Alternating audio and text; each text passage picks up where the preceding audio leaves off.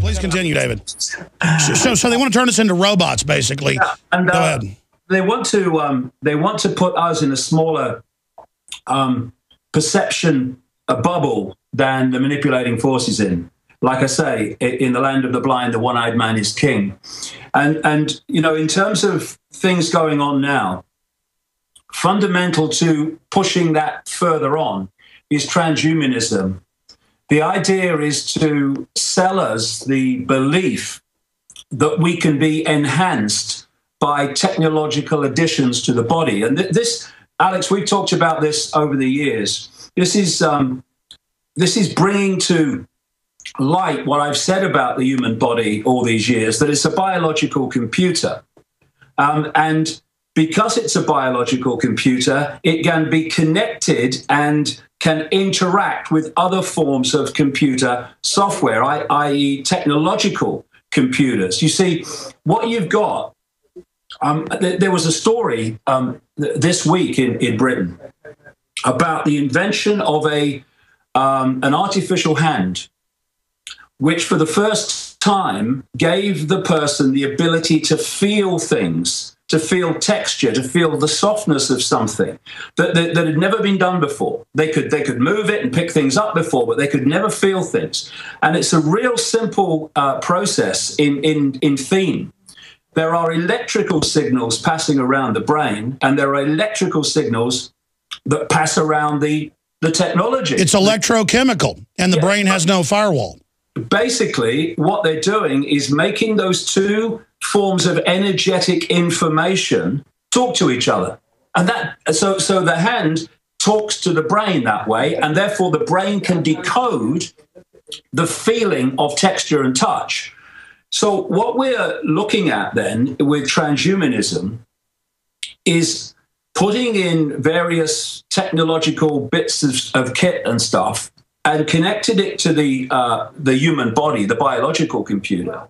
And it's being sold, like I say, as a great step forward to beyond human, amazing things that humans can do. That's the sell. Because whenever you are selling something, whatever it is, the mobile phone technology connected to the smart meter technology, connected to the smart television technology, whenever you are selling something that's real bad for the target population, you have to sell it as a benefit. Otherwise, people are going, we're not having that. You've got to sell. Oh, Virgin Atlantic has Google glasses. Oh, my refrigerator talks to my smart meter. Oh, it's all so wonderful. This is the thing. And so what the real agenda is not enhancing human beings. They don't want greater potential for human beings. They want to suppress human beings. It's to create a situation where the technology is talking to the brain and telling the brain what to think and what. And they sell it as. Well, they are. I mean, you know, they're sick.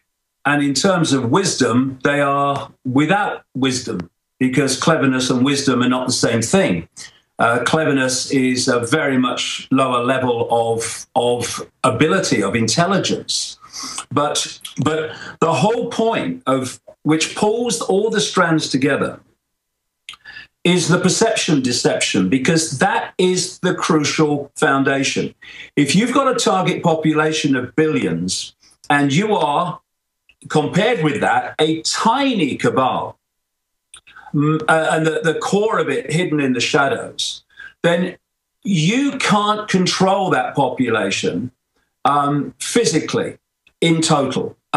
You can start to get there the more that you bring the population under mental control through drugs and various other means, like the transhumanist technology will come to.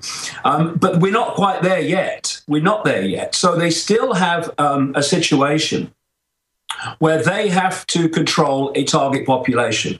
And the only way you can do it is by manipulating their perception of self, of the world, of world events, of authority, so that perception will suit your agenda for global control. And from perception comes what? Behavior and response, or in this world we live in, lack of response to what is going on. So you look at the education system, Alex, from this perspective, and it's a crucial part of the perception deception, because, you know, you've got children increasingly from the earliest ages. I mean, you come out of the womb, Alex, and within what, 3 years now, suddenly you're in a school, which are nothing more than prisons now.